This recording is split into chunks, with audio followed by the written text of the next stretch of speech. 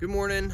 Hope you guys are having a great day. I just wanted to take a minute to share a thought with you that I had gotten out of my devotions. I just finished my quiet time. I just find a place out in the woods, or just a place where I can get away. The Lord talks about a closet. I don't really have that exact setup right now, so I just go to a place where it's quiet and I can just seek the Lord and just know Him. But anyway, I just wanted to give you guys a thought. I read a few weeks back and I kept thinking about sharing it, but then just kept forgetting and putting it off. I think it's Matthew 20, but I can't remember for sure what passage it was in. But the story of Jesus and the man that brings his son to Jesus to heal him. And Jesus is over here doing something, and he may have been healing someone or something, and the disciples are there, and this child is writhing in pain and is going through all this difficulty. And the father brings his son to be healed, to get this demon out of him. And the disciples try to cast him out.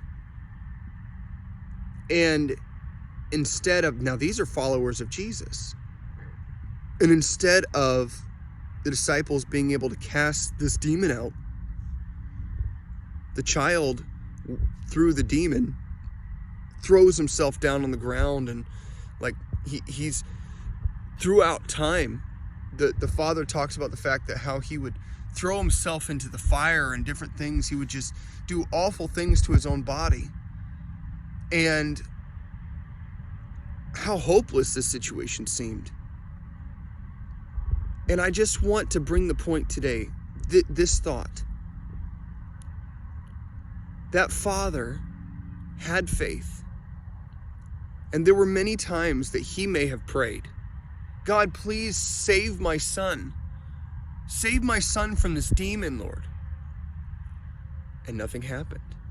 There was no answer. And then he brings his son to the disciples. He brings his son to Jesus, and the disciples get to him first, and they try to cast out the demon, and the situation gets worse. Now, what would have happened if that moment, this man would have been offended? See, I knew God couldn't do it. What would have happened if he would have gotten bitter at this moment? He would have taken his son home, and the demon would have stayed. And potentially, his son could have been destroyed. But he didn't.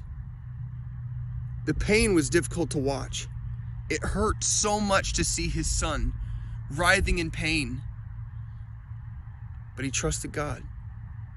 And when Jesus got involved, he said, it's because of your unbelief. Now, mind you, this man had traveled. He had brought his son to Jesus to heal him. He did have faith. He did trust. And the picture, he doesn't sit there and say, well, I brought him here. I did all this stuff. These works that I did, God. He said, he humbled himself again even further and said, Father, he said, Lord, help my unbelief. I don't want my son to be raised without your grace in his life. I don't want him to have no peace because of my lack of faith. God wants to take you to the next level. Now, right now, your pain is so much, it just seems like God is there, but he's not doing anything. He's watching you suffer. And it doesn't make any sense to you.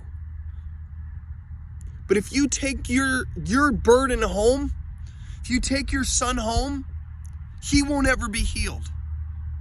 If you take your marriage and say, God, I've prayed, I've fasted, I've done everything that I can do, and you're just not answering, it's too painful, I can't do it anymore. The only thing that Satan has to do to destroy your marriage, if you're the only one that's standing for it, is to just get in between you and God. That's all he has to do. He doesn't have to do this great feat. He doesn't have to do anything. The key to every situation, if my people which are called by my name will humble themselves and pray and turn from their wicked ways, then will I hear from heaven and I will heal their land. We have to come to the point first where we are willing to turn away from our wickedness, from our lives that are filled with the idolatry of money, of pleasure, of spending our time on things other than God. And we have to come to the point where we are willing to humble ourselves, to bring our problems to God and ask Him to heal them. And then when He shows us through His Holy Spirit, you need this, you need more faith, or you need to trust me here, or you need to grow here. Instead of getting angry with God and saying, God, I've done everything that I can do. God, I've spent hours on my knees begging you, God, to work, and I don't see you here. At that moment in time, we cannot sit there and be angry with God. This is the turning point.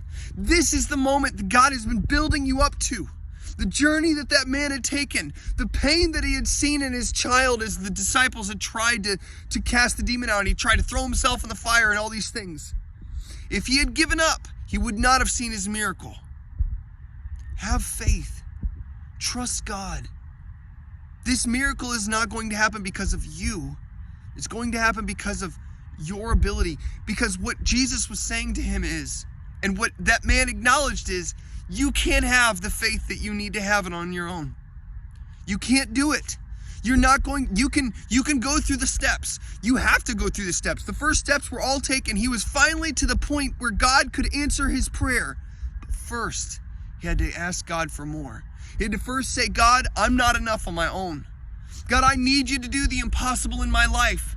God, I need you to work. Give me faith. Help my unbelief so that, God, you can move.